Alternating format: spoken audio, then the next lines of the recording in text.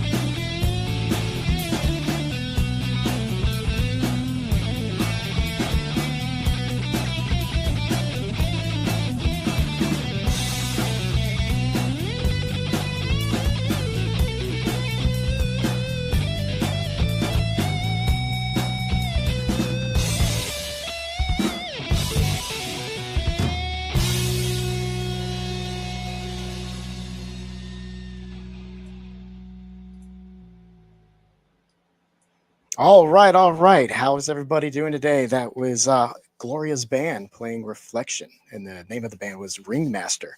So I am CheeseSlice, the producer and engineer for Left on Left and Pasta to Go, as well as the Truth Wire. And today we're going to be recording a special interview for WBAI Radio, and we're going to start off with Gloria Guillo, who is going to be the host of the show, and our resident Jayme. expert. How are you?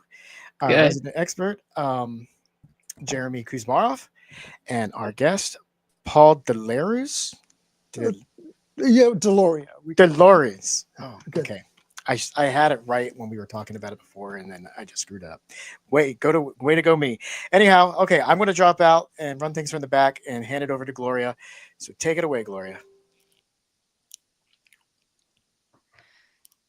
Hey, everyone. Welcome to Left on Left, where the left critiques itself and laughs out loud to keep from crying. I'm Gloria Guillo, an investigative journalist. I'm joined here today by a resident expert, Jayme Kuzmarov. Jayme is a scholar, college professor, and the managing editor of Covert Action magazine.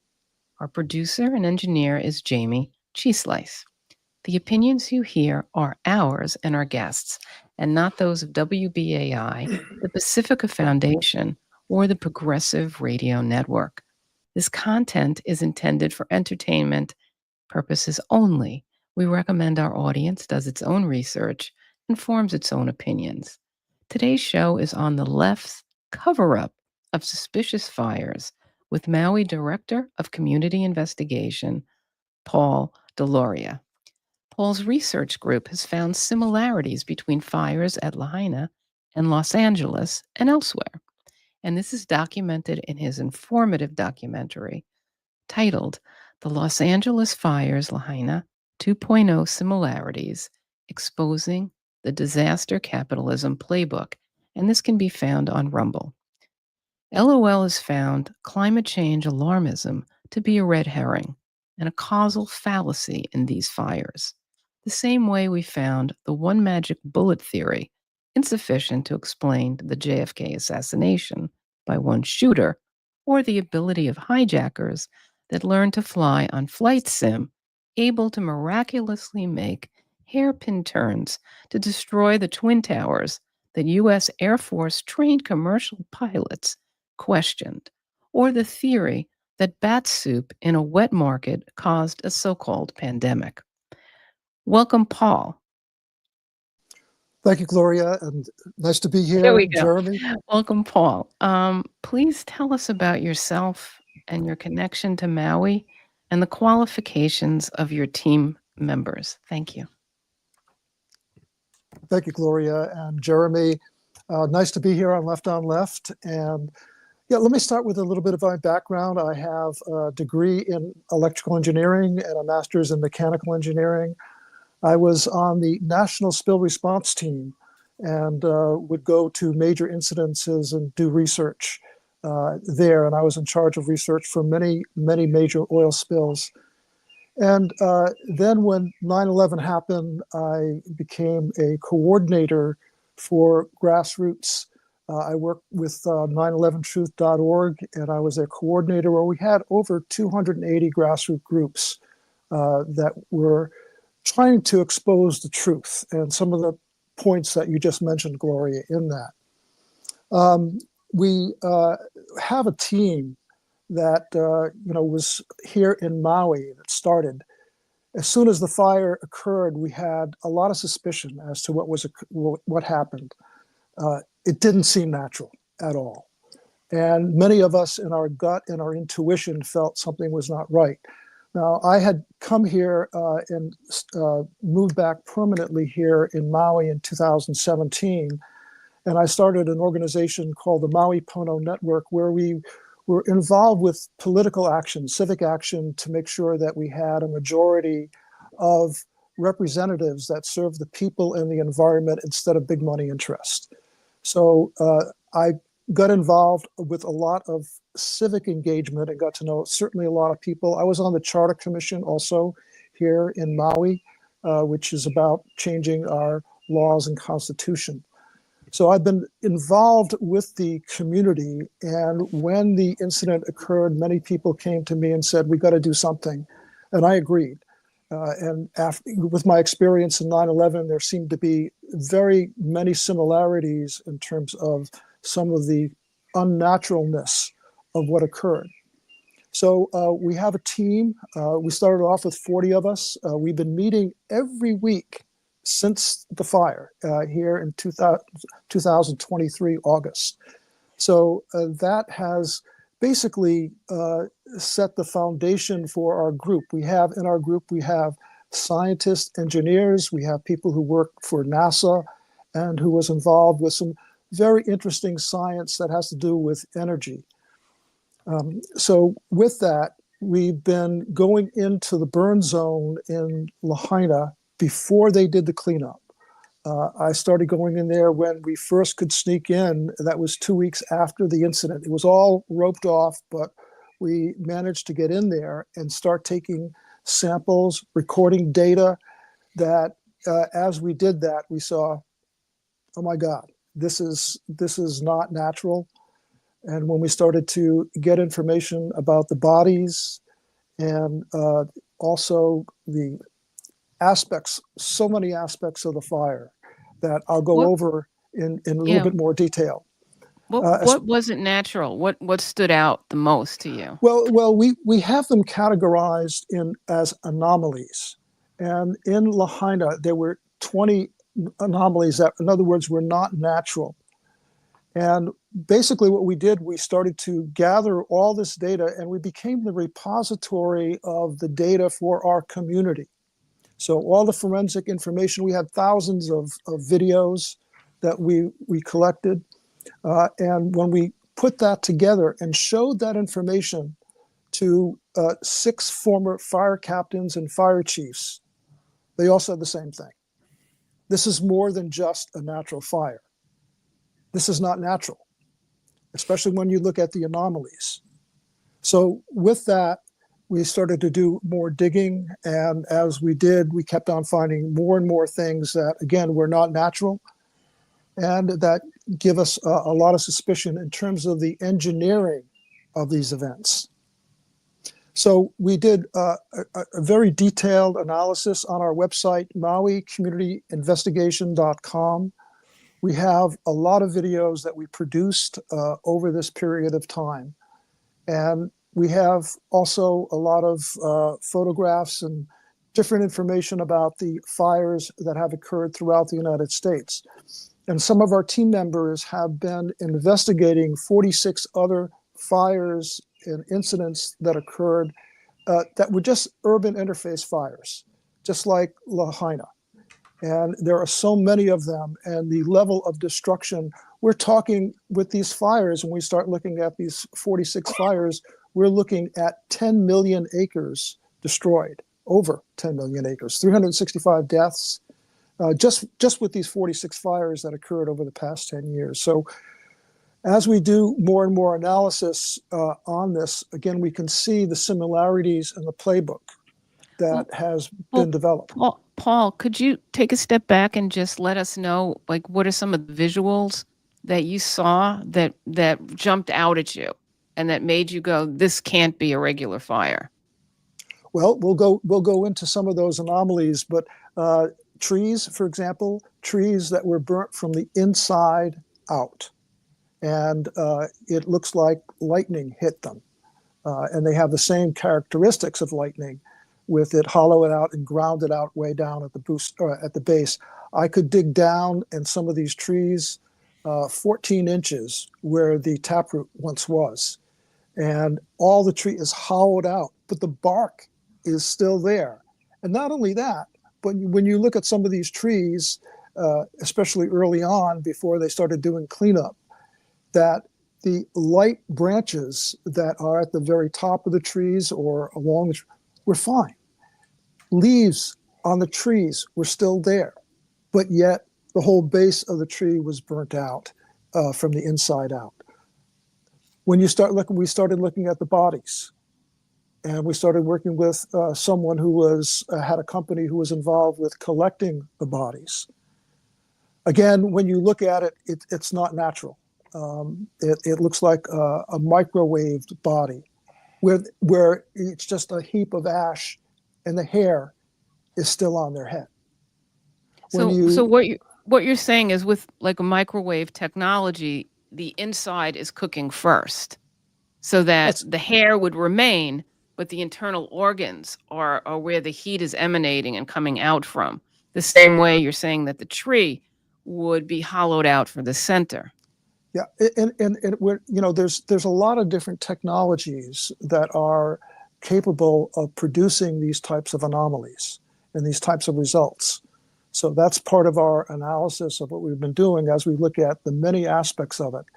So you just mentioned an overview of some of these anomalies. Another one is the weather and the way the winds were generated. It's not natural. It doesn't make any sense until you start looking at the way that they can manipulate the ionosphere and manipulate the wind and weather through using different types of plasma technologies. Well, what was different with these winds than the other ones? What made this an anomaly?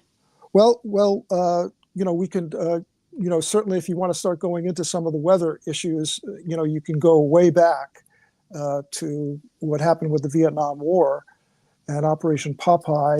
And if do you want to do that right now? Go Well, into I some. thought we could kind of go into that a little later. I was just wondering, like with the wind in general, I mean, is there a pattern or a season where the winds are stronger than at other times? You know, were the winds out of character for that particular season?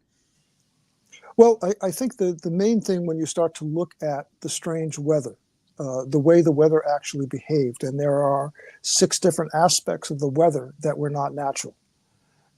And when you also look at common characteristics of many of these fires is that there's heavy spraying of particulate matter right before the incidents. So there's different aspects to spraying particulate matter. It could be incendiary, but also it is something that can be utilized then to create then different types of wind patterns. And that was the main driver of the fire. And all of these different incidences, it's been the wind. So that's an integral part of what happens. So these are different anomalies that we can go into a little bit more detail as we go along with the show. But again, there are many things that, as we looked at, it just kept on reinforcing, especially when we showed it to all these former fire captains and fire chiefs, and they said, "No way is this natural." And so we're trying to our overall goal is to have an open, public, transparent investigation and hearing. And not like the Warren Commission or the 9/11 Commission, where the cronies of the administration were involved to cover up stuff. This is we need something to really expose the actual truth. And when they do, then they can see that this is engineered, manipulated, planned, and we have to put an end to it because it's continuing at an alarming rate at this point in time. I think that a good comparison when you start to look at the LA fire and compare that to the fire in Lahaina, you can see that there are 30 different points that we look at that are really good comparative pieces that start to show the overall playbook of how these other fires and incidents, not only fires, but also some of the tornadoes and some of the hurricanes, and even earthquakes. So there's a lot of things that can happen with this technology that they have right now, especially we're talking about black ops type technologies. Well, one thing that I think many people ask is why? Why are they doing this? What's so special about Maui, or what's so special about Los Angeles? What's the motive? What are they trying to accomplish? Well, do you want to start going into that, and I can go into some of the specifics, especially Just a when we little look at the bit, just to connect the dots for our audience who may not be familiar with your work. Well, some of it is that these are well-established communities, both in LA and also, especially, the different areas that were affected by the fire where people weren't going anywhere. They were generational ties. Lahaina, the same thing. Generational ties. People were there, since the 1800s. There's a lot of connectivity. In Lahaina, for example, it was the cultural epicenter for Maui, as well as the small business epicenter. So it was an extremely important piece of property, but it's a beautiful piece of property, and that is along the coastline. And same when you look at the other types of fires than that in LA, for example, well-established communities there also. Generational, since before World War II, they've been there, and they're not going anywhere because it's unaffordable, really, to go anywhere else, and it's quite a beautiful environment, So you would say that these are working class or middle class neighborhoods, and that the land value is much greater than I guess the elite believe that they're entitled to. In some ways, is that something that you're saying, that if you remove these people, you can do Well, not only that, but there's also look at the military strategic aspects of Maui, for example. We have one of the most advanced computers in the world there in Kihei, where I live. Also, we have on Haleakala these different types of sensors for all the satellites and tracking them. It's all stationed here in Maui. And really, Hawaii is a very important strategic aspect for the military. Same with LA. LA has the highest concentration of the military industrial complex there. And it is very valuable in terms of AI that's being developed there also. So it has a lot of important significance. And you look at both of those areas, they had plans for smart cities. Certainly for LA with the Olympics coming up too. So there was 2028. But how are they going to get the land to do all of these things that they are planning to do? And so this is part of the process then that we're dealing with. Now in order to really change the infrastructure for smart cities, they need to do a lot of renovations, and this is perhaps one way to do that. But also when you look at disaster capitalism, I mean, we're talking, just a tremendous amount of money that is going into that. Right now we're looking at $250 to $270 billion for the recovery of of LA. And, and it's around $8 billion for Lahaina. But again, you have over really 180,000 people were displaced in LA. So the level of disruption is mind-blowing, especially when you know people who lost everything. I mean, it's such a heartbreaking thing to see your neighbors and your friends who in their life's work be totally destroyed in just one day, just in an evening. And it's incredible. So you're saying that, there's a real advantage to this land strategically, militarily, and also the land has a great value because it's on the coast, it's very beautiful, and that the people who are there are generational and they're not really very wealthy. They're more working class, middle class, small business owners. And in New York, we had something called Robert Moses, and he did all of this highways throughout the Long Island and New York. And basically, to build all of these things, he destroyed low income and middle income neighborhoods, and preserved all the wealthy neighborhoods. So I mean, there is a pattern of doing that. They used a lot of urban renewal laws at that point. But it's not uncommon to do that, to remove people. Well, there's a history, certainly, and you can go back to Rome and Caesar as he played his harp while the city burned. That's kind of the story as it goes. But it goes way back in terms of how to, do urban development and city development. And to remove those areas, especially when you have cities that start to expand and grow, where you would normally have the low income areas on the outskirts of those cities. But as those cities start to expand, then these lower income areas then become an area of blight, as some people would say.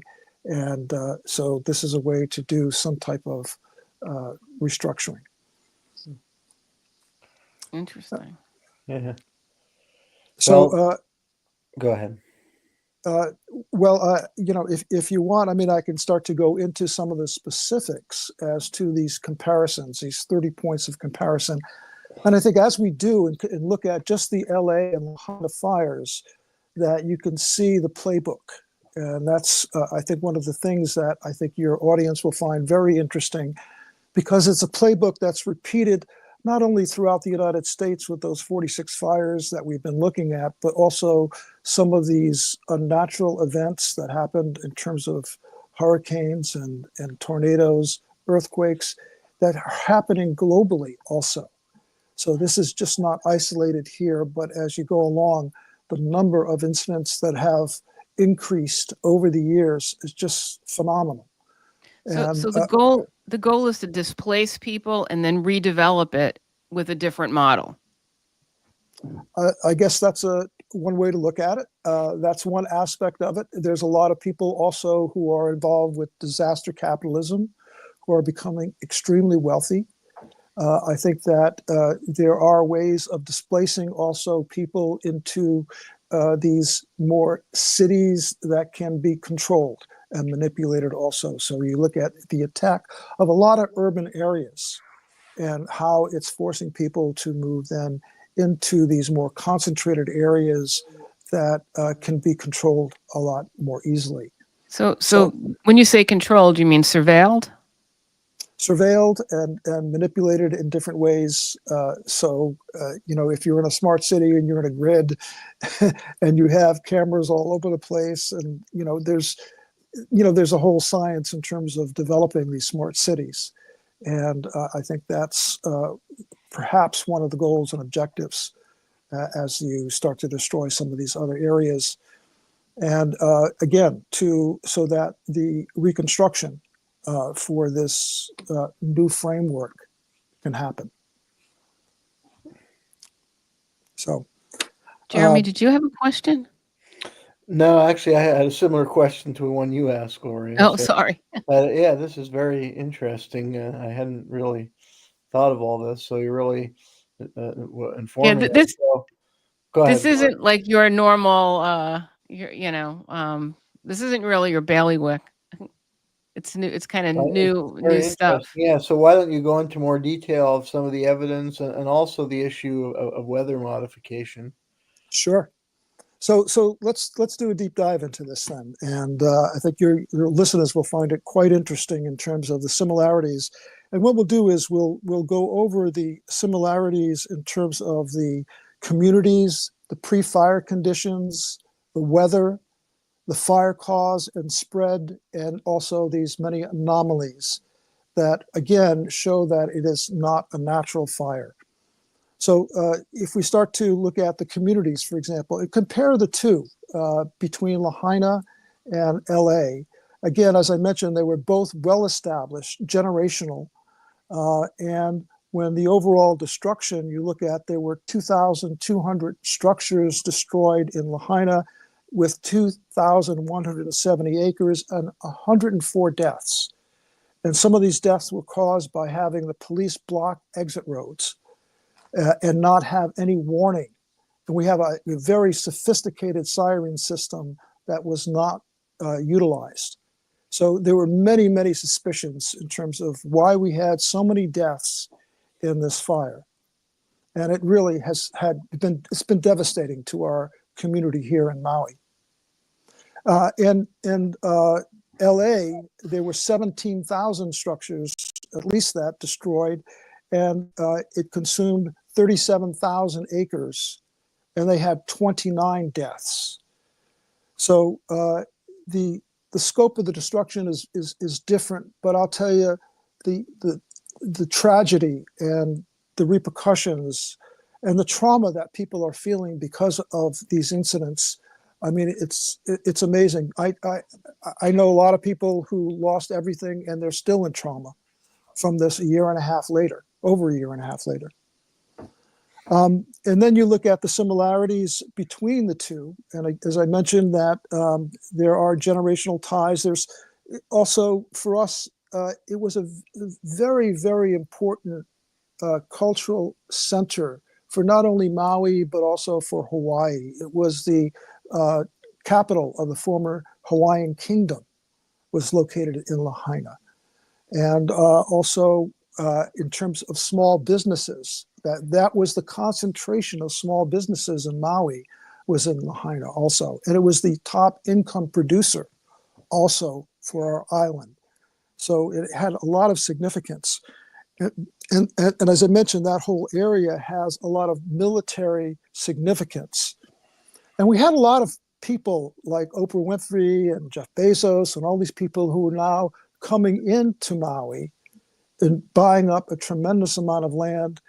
And it seems like, part of the objective is to have this be a playground for the rich and famous. But in order to do that, there has to be the elimination of a lot of the residents that have been here. And when you look at the way FEMA has come in and all of a sudden increased rentals where a normal,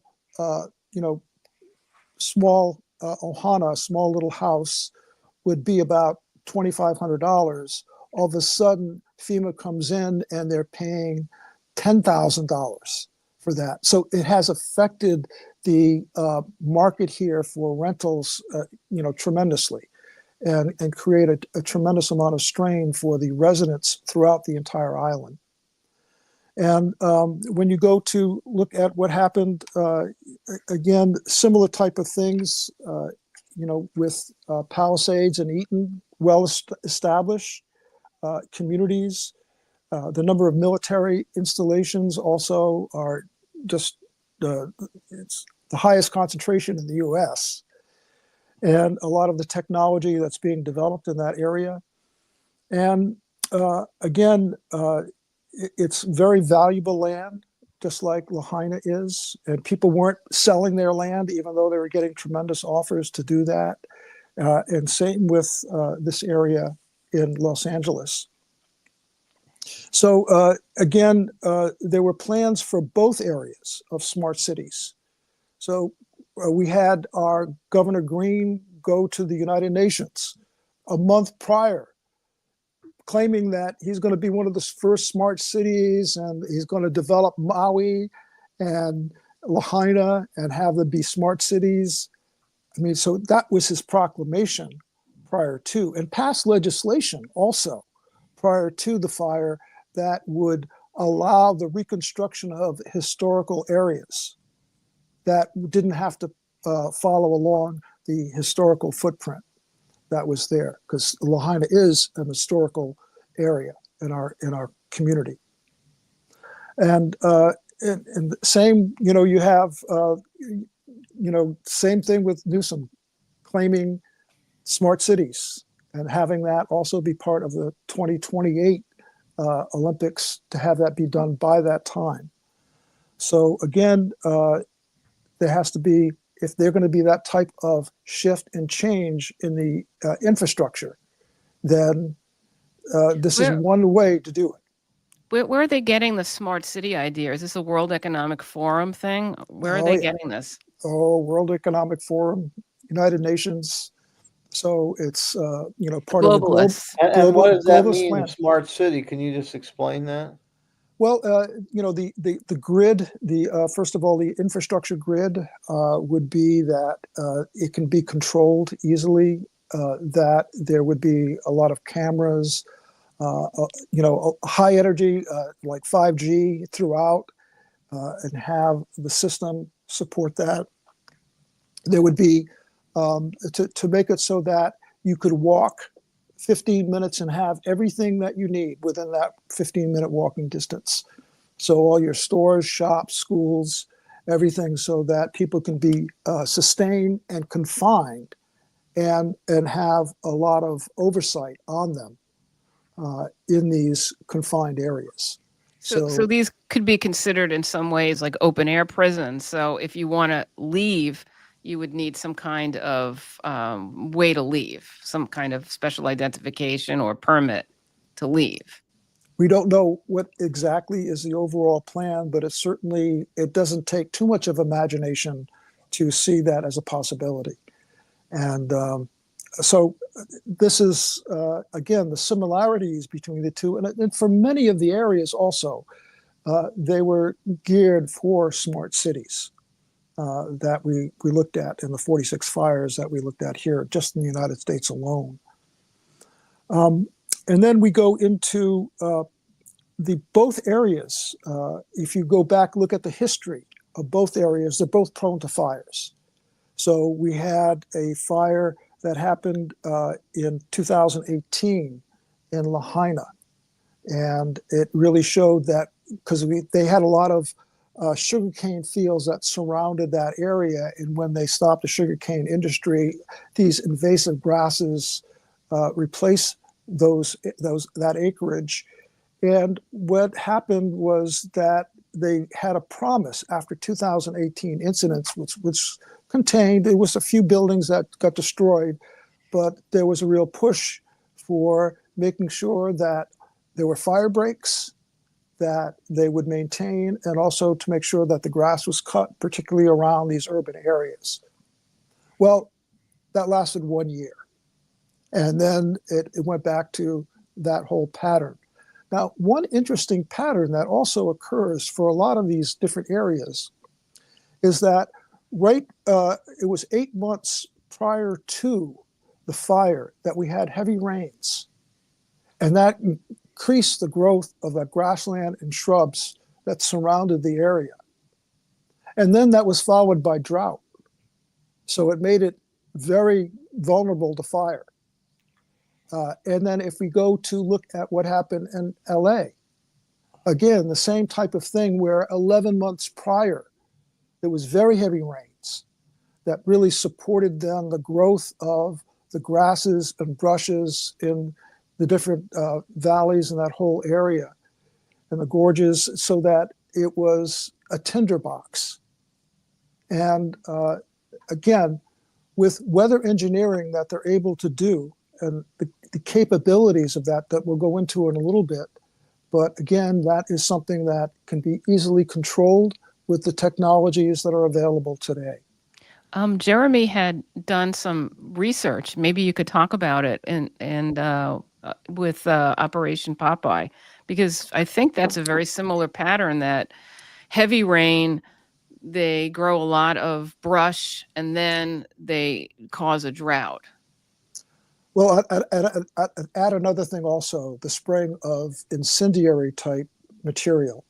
And in all these major fires and incidents, there was a lot of particulate matter that was released right prior to the fire. And that has several things that can be utilized, not only to act as incendiary, but also when you start to look at the manipulation of the weather, the particulate matter can be an integral part of that. And so, Jayme, you did some research? I'm not an expert on that. No, I was doing research on other topic, but I did come across some document that alerted me to it on that Operation Popeye when I was at the National Archives. So, and they were discussing, cloud seeding. I'm not a scientist or expert on this, but they were discussing cloud seeding, and the goal was at that time to flood the Ho Chi Minh Trail because they wanted to induce higher intensity monsoons to flood the Ho Chi Minh Trail so they couldn't pass and bring down supplies from North to South Vietnam. So, they may have, these kind of programs may have gone back to the Korean War or World War II era, but you would know much more than me. Well, yeah, I think that, the statement that Lyndon Johnson made in 1962, basically saying that man can determine the world's cloud layer and ultimately to control the weather. And he who controls the weather will control the world. So that comes from our president at the time, way back in 1962. And then we're looking at the Operation Popeye that was, full blown back in 1971, around that time. And so the level of development of weather manipulation. I worked as an oceanographer for a while, and I was in Bermuda, and there was a station that I was collecting samples. I was doing work with the air-sea interface, and I got to know some of the Navy personnel who were doing research also. And they were doing all of that on not only cloud seeding, but also utilizing energy to manipulate the weather. And that was way back in the 70s, early 70s. So again, the level of development that has occurred is, incredible, especially when you look at black ops things that are not known to the public, but were certainly part of the military-industrial complex, especially Black Ops and CIA. So, and then we, And so how would that have played out today? Well, I guess you were alluding to it, that they're trying to create the right conditions for a fire through manipulating the temperature and. that's right. And so there is that type of manipulation that happens in terms of creating the right to make it a tinder box where they can also then spray incendiary on it. That's why these fires, if you talk to the fire captains and fire chiefs who were involved with responding to these incidences, they keep on saying the same thing. I've never seen a fire spread so fast and with such intensity. And so this would certainly, these different elements would certainly add to that. And especially when you look at some of the things that are available in order to induce fires through using plasma type energy also. So again, we're dealing with something that is being put on us, not only here in the United States, but globally. And the similar patterns exist. So, and I've got one question. I mean, for LA, they did finger somebody for arson, didn't they? Maybe right. he was set up as a patsy or something. So let's go into that a little bit, because again, when you start to look at the areas that were prone to fires. Same with Los Angeles. They had the 2017 Southern California fire. And then the Thomas Fire also that happened in 2018. There's a consistent pattern in how the Santa Monica winds drive those fires. But yet, despite that history, they did not clear brush. There was not any fire breaks, just like happened in Lahaina. What was promised was not fulfilled. And as a result, then it really made it really difficult. And then you look at the water access. I mean, that San Ynez reservoir, for example, had 117 million gallons of water. And again, that was right next to the Pacific Palisades. And that certainly could have mitigated a lot. And also when you look at weather manipulation, they could have made it so that all of a sudden we have this huge downpour of rain to smother the fires in its onset. But again, that certainly did not happen. And it was allowed to go ahead and burn as much as possible within that time frame. I recall reading that they drained the reservoirs, and they didn't have enough. They didn't have any water really. I saw photos of firemen putting water in their helmets to use on the fire because they didn't have water in their hoses because of that reason. I also read that they had decommissioned or had in repair a large percentage of their fire truck fleet. So it seemed like there was a tremendous amount of either coincidental mismanagement or organized mismanagement. But it seemed there was, a reduction in firefighters, a reduction in equipment, and also a shortfall in the reservoir levels. Well, in both fires that we're comparing here with Lahaina and LA, they ran out of water. Now, it was an incident where all of a sudden you have so many hydrogents being used at the same time. But again, that would certainly reduce the water pressure. Again, we had problems with water access because a lot of that was being diverted to golf courses and stuff like that here in Lahaina. And also LA, that certainly the San Ynez Reservoir, 117 million gallons, had a huge impact. And they drained it because there was a tear in the cover. And the reason why they put a cover, because they use it for drinking water. But they could have left the water in there for emergencies, and they chose to drain it instead, which logically did not make much sense, especially when you look at any type of emergency preparedness. And then you look at the basically the $17.5 million that was reduced from the fire department the year before. And again, that, as you mentioned, Gloria, there were over 100 fire trucks that were in disrepair. So again, it really affected their ability and capacity to respond in a timely manner.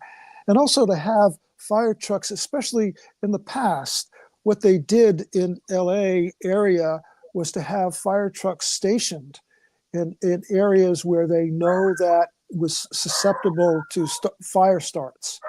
And so that they could douse it right away before it took off. And that did not happen to the extent that it could have if they had those fire trucks available. So these are some of the similarities. And now when you start to look at the actual,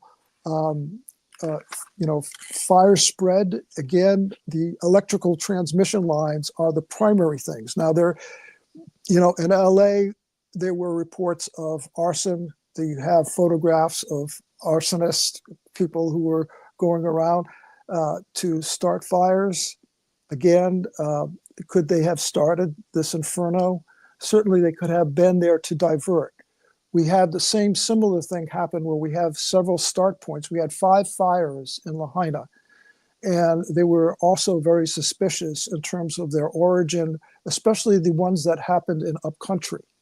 And it was very interesting of the timing of the fires too. The upcountry fire, again, started late on the 7th and really took off on the 8th. It was at its peak at 3 p.m. So it required a lot of resources. But that is when the Lahaina fire took off at that time at 2:55. And so again, this is some of the interesting dynamics as you start to look at the specifics in terms of timing, the flow, what occurred when, and it starts to, again, increase the level of suspicion of this being engineered and orchestrated. I also thought when I saw some videos of yours and some other photos and things like that, it was odd that you'd have like a very green tree. In both LA and in Lahaina, you'd have like a very green tree. And then next to it is a car. And the car has no glass, no paint. And it looks like it's burned from the inside out. And I saw some interviews where people were saying, yeah, it was like the engines just, kind of just exploded first. Anything where it was concentrated. So, I mean, it did seem like perhaps some kind of microwave type energy where, these things are, just exploding from the inside out or bursting into flames. So we'll go into that. We'll go into the vehicles and trees, because I think, again, it's the anomalies there are very interesting that really, again, start to point to something that's not natural. We can look at that in terms of the, but let me just finish a little bit more of the comparison between the two. Again, we look at what happened to the insurance in LA, where they had 9 insurance companies canceled over the years since 2021. They were taking either new policies or abandoning the policies that they had. And that summer, before the fire happened in LA, there were 72,000 homes that were taken off policies, in the LA area, insurance policies. So that, again, makes it very difficult for people to rebuild, to have the resources to do that. And again, there's been a lot of aspects in terms of the weather also. So let's go into the weather a little bit. You can see the comparisons between the two. They were very valuable areas and well-established generational. And if they're going to do anything, that this is the type of event that would be required if they are going to take a level of control in the development of those areas. When you look at the weather, again, there were so many things happening. When you start to do a deep dive into what exactly occurred, and like we've been the repository of the data and information, so we have a lot of interviews that we've done with individuals throughout the area. And, we're trusted because we're part of the community. We're certainly the organization that I was involved with before also was very well established and respected. So again, people were just pouring their hearts out and was letting us know what exactly occurred. For the weather, it was so strange that there was this big blob, more than just haze, but this blob that came off from the California coast and tracked along Hurricane Dora. And you could see this white silvery haze that happened on the 7th, right before the fire. It coated the entire island. People were taking photographs of it. They'd never seen anything like it before. And on the 8th, it was engulfing the island. This kind of white silvery haze that was, you couldn't see the sky very well. And again, that's the issue of particulate matter in the weather engineering aspect of things. And then we go into their claim was that there were Hurricane Dora, which at the time of the fire was 650 miles away to the southwest, and a high pressure system that was 700 miles to the north. And they were claiming that created an inversion in the West Mountains that created this huge wind coming down, a swirling wind that also. So again, there's a lot I just want to cover quickly. And so that's one aspect of the actual weather. And there were aspects of it where it was just in those areas in upcountry and Lahaina, not the rest of the island. When you look at the pressure systems moving, it should have moved also, and it didn't. So again, this shows that there's a level of weather engineering. The same type of thing happened in LA, where you look at the satellite imagery, especially the Van Tuskegee satellites, where you can see the particulate matter that was pouring down on that area the day before, and the heavy chemtrails that occurred prior to the fire. So again, that is a way that they can manipulate the weather utilizing particulate matter with plasma energy, and it can create these intense tunnels of wind that can be stationary. So according to natural conditions, it shouldn't have been stationary, but engineered, it can be stationary. And that's what occurred. So when you look at the weather, and then, but before we end, I want to make sure we go over some of the anomalies. Mentioned the trees. There were trees that were burnt from the inside out, way down into the root system in both areas. We have it so that it looks like lightning hit those trees, where there are leaves on the trees and light branches that were not burnt, but all the way down into the core of the tree was just ash. But the bark was even fine around the trees themselves. So just the core of the tree itself. Then you look at another anomalies of the vehicles that you mentioned. Again, the engine blocks that were destroyed. If you look at some of the technologies, especially when you look at plasma energy, it'll go to where the more dense material is. And so it would be concentrated there. Just like if it was next to a house, the house would have material that would be more dense in it. It would be attracted to that instead of the trees that are right next to it with leaves overhanging the trees where the house is just white ash. So again, when you look at things visually, it makes no logical sense. Like, how can you have these trees overhanging these vehicles or houses that are totally destroyed and burnt? So how would that have played out? Somebody set the fire near the tree, or what? No, I think what we're looking at is some type of plasma technology that could be utilized, and it could be utilized from a lot of different platforms, on land, in the air.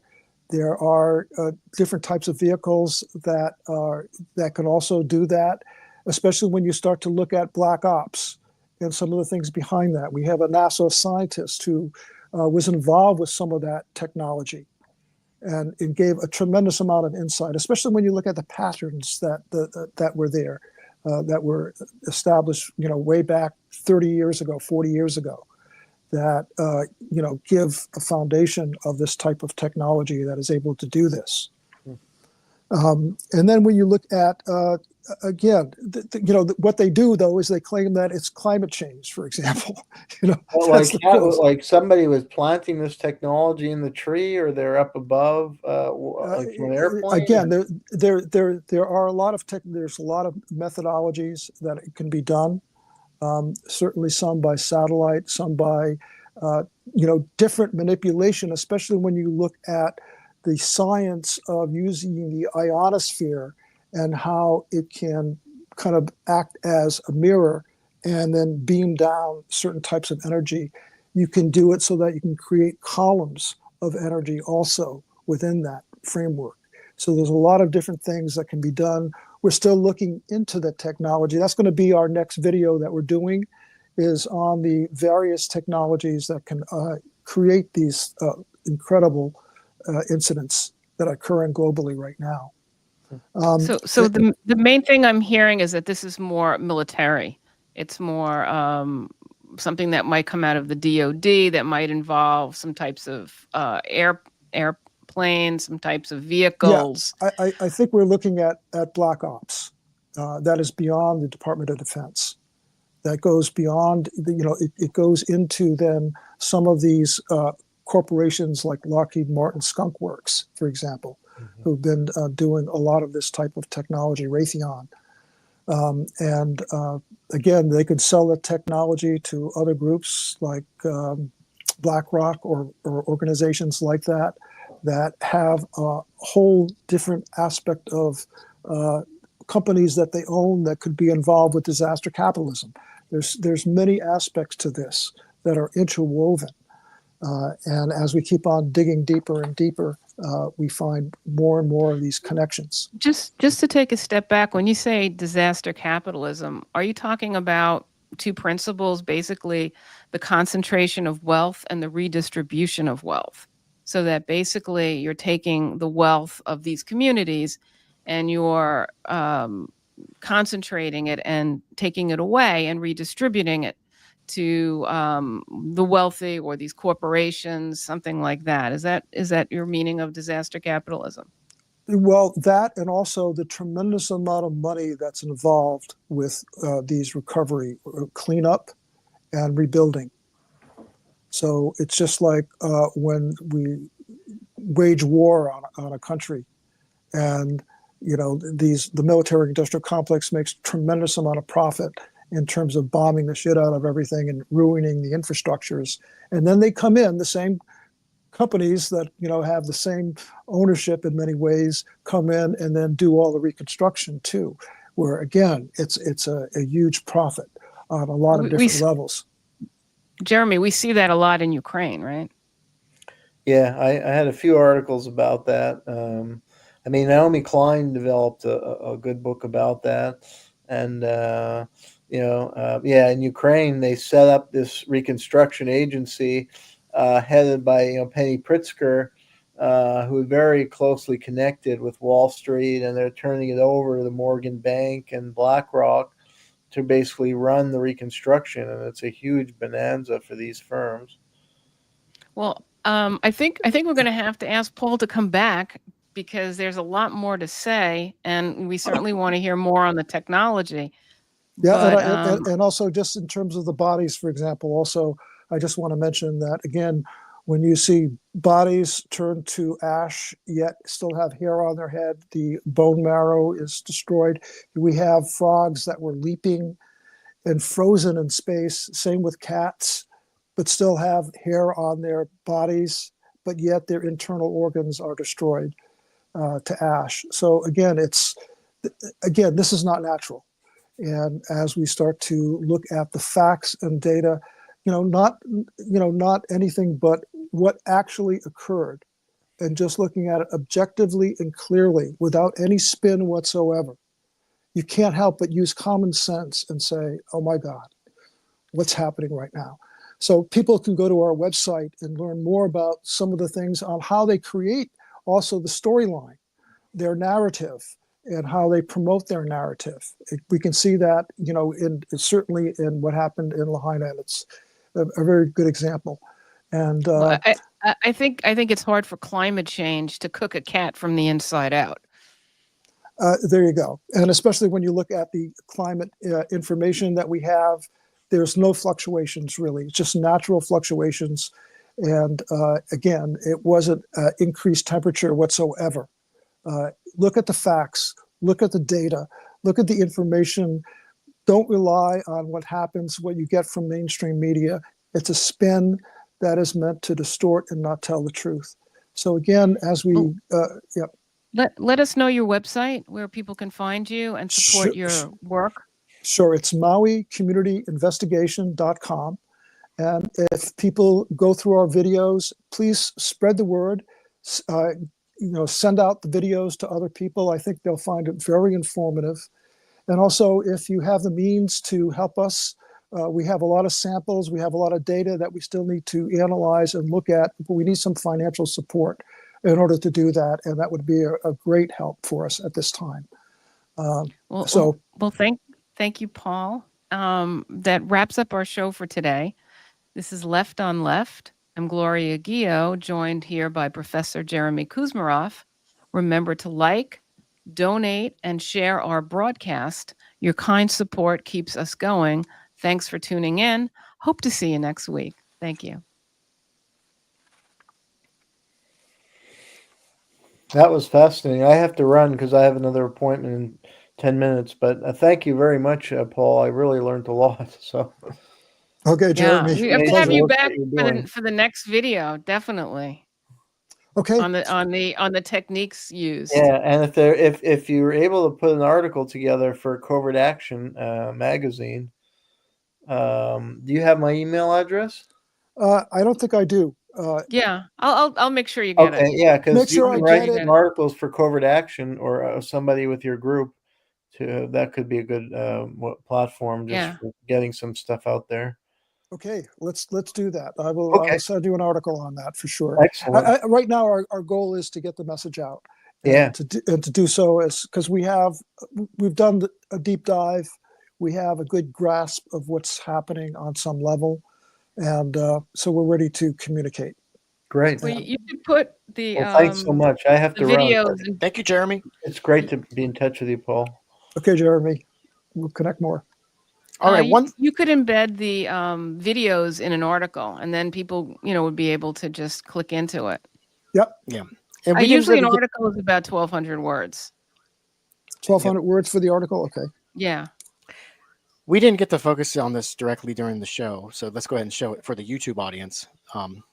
Because it's the radio audience can't see it anyway. So this was your documentary video. Yeah, give a little bit of it. That'd be great. Do you want me to show some of it? Yeah. Okay. All right. Do you have a teaser or a trailer for this? No, I don't. That would probably, if you could do, I forgot how long this is, but if you could try to get it edited down to, what do you think's effective? 1 minute, Jayme? What do you think? Yeah, 1 minute to 1.5. Yeah, no more than 2. Yeah, if you could edit it down to 2 minutes as a trailer or a teaser, and then that would be, really good as far as marketing. It's short, so I'd probably be closer to 1 minute, but yeah. Let's go ahead and play a little bit of it. Just let me know when to stop. Aloha. I'm Paul Deslauriers for the Community Investigation, where our team of engineers, scientists, and other researchers have been involved with investigating the Lahaina fire for a year and a half. You want to skip forward a bit? Yeah, just go forward, and then you can start to get some of the visuals. Making a speech. So I would go forward even more. Populated the area. Go forward to the. Needed a cover repair. Go a little bit further. But instead of leaving get some bodies. Yeah, we'll get the anomalies. Get the anomalies. Because of the similar mismanagement, both fires. So forward more. Go through past weather engineering is particulate matter in the atmosphere. There's an exit ramp. It's open field, white grass. And let's go a little further. Bodies. Grass right The Lahaina fires moved at a very fast pace, jumping from house to house. It was an inferno, with many people trapped in the flames. And this was in part due to blocked escape routes by the police that contributed to the 104 deaths. Okay, now let's Within move 4 forward. hours, the Lahaina fire reached those watching the And fires. then go forward noticed more. the We'll go to In the Lahaina, the long stretch of go to the destroyed little bit coastal further. areas We'll go to the raised trees. a lot of questions Yeah. inside out. Okay, there we This is go. what So, occurs when lightning hits a tree, indicating that this could be the imprint of plasma energy. One parking lot, we discovered 7 trees burnt from the inside out, with leaves and light branches unburnt. Some trees stood tall, hollowed out, with outer bark not even singed, and they were gouged out deep from the inside. Also, the taproot on many of these trees were reduced to ash. After they cut this one tree, I dug down 14 inches to where the taproot was. Same phenomenon also occurred with trees burning from the inside out in Los Angeles. We do need more information and data on LA's burn zone on trees hollowed out by fire and burning deep into the taproot with the outer bark unburnt. Going back to Lahaina now, there were many trees that remained standing with leaves over buildings that were reduced to white ash. How can so many trees also remain when looking at the overall destruction that occurred? And a large portion of trees now are alive and healthy after a year and a half. In LA, the same dynamics occurred. Instead of the fire being spread by light brush and trees in the urban zone, it consumed buildings and vehicles instead. To learn more about the trees, go to our website, MauiCommunityInvestigation.com, and go to the Lahaina Reports tab. And there you'll find video number 3 and 4 that goes into much more detail on the trees. Now, let's. You want to keep going? Yeah, where's the bodies? so let's go. Keep on going near the bodies very end. was just a mind blower. Go near the end. Also, if you know legislators who could before maybe that get of what happened, but it's internal. There we go. A little bit before that. Yeah, a little bit before. That's it.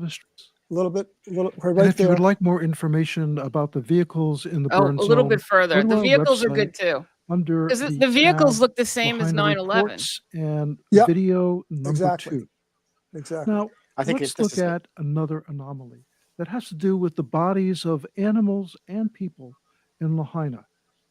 Like this cat, frozen in the middle of a stride with hair on its body still intact. Or this toad, frozen in a jumping stance with its external fine, but its internal organs were turned to ash.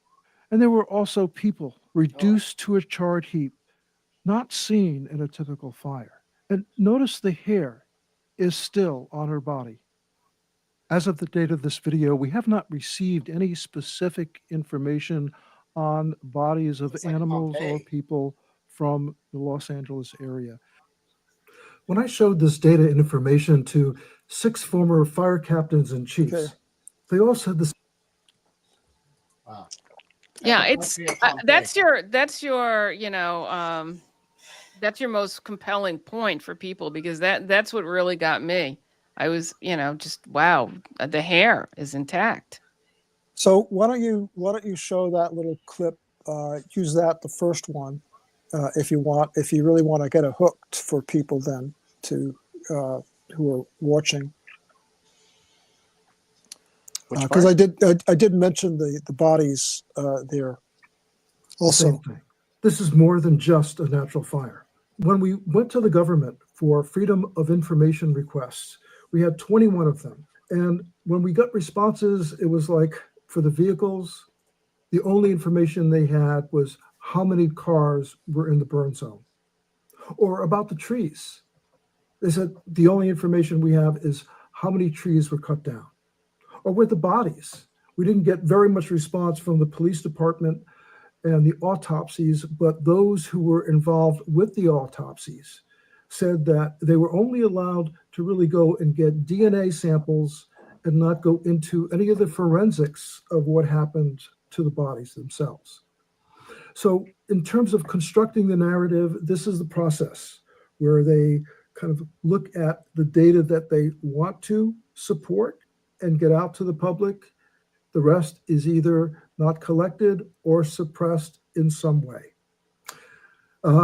Again, when we look at the people who were involved with these investigations, the main one is Underwriter Laboratories. They had a subgroup called Fire Safety Research Institute. But this is the same organization that was involved with the 9/11 tower collapse. And they came up with the pancake theory so that they can look at it as some type of natural event, which they did here in Lahaina. And again, our goal and objective with all of this is to get an open, public, transparent investigation and hearing. We don't want to support or be involved with any type of conspiracy theory and also cover up. We just want to stick with the facts and data and let that tell the story, as well as the testimonies and unbiased experts. If you could help us, you can sign our petition at our website. You can go to the tab there, and what that will do is also you'll get a regular email blast when we have our next video. Also, if you know legislators who could help maybe get some type of open public hearing, that would be great. Share this video with as many people as you can. And if you have the means, we certainly could use financial support at this point in time. We're trying to get samples analyzed from the burn zones in both fires, and it is costly, as well as trying to get other information in terms of our legal aspects and other approaches. So again, your support would be greatly appreciated. You can go to our website, MauiCommunityInvestigation.com, and please share that with other people. And we have a lot of information in there on 46 other fires that have happened throughout the United States. So please be informed, be consciously aware of what is happening around us right now at this point in time. Mahalo for your support. All right. And that is on rumble.com. And you can see the full title of the video I have flashed on the screen. Also, it's in the description. If you check on the description in YouTube and Rumble, you can find the link to it there as well. If you don't see the link, refresh your page because I added it during the show. Okay, so All right. Thank you. I'm gonna sign off too. So Paul, I hope you come back soon. So just let me know, Gloria, of what would work, because again, our main objective right now is to try to get the information out. If you have other podcasts that you work with or other people that you know, again, I'd love to be part of their presentation and help get this data out, because we didn't cover everything. We covered, certainly, some important points, but there's a lot more that we could get into the specifics. So we had Matt Wineglass from the Homeless Left check in during the show too, and he left a nice little blurb there. You can see that comment at the bottom of the screen. He said, Paul does excellent work on the Maui fires. Thank you for looking into LA as well, and great show, you guys. Thanks Matt. Good. All right. Okay, so everybody's got to get out of here. Thank you so much, Paul, for all your time. And the viewers at home don't know, Paul showed up like a half hour early. This time we chatted pretty much that entire time. So this has been riveting. The show flew by, and it's really good information to get out there, and more people need to hear this. And people need to watch that video too. Those images are really telling. Like just the cat frozen, just standing there. That's insane. All right. So on behalf of everybody at the show and executive producer Craig Pasta Jardula, I'm Jayme CheeseSlice. Thank you for watching LOL, and we'll see you next week. Have a good rest of the week and a good weekend, everybody. Bye-bye. Aloha. Bye. Thank you. Aloha. Bye.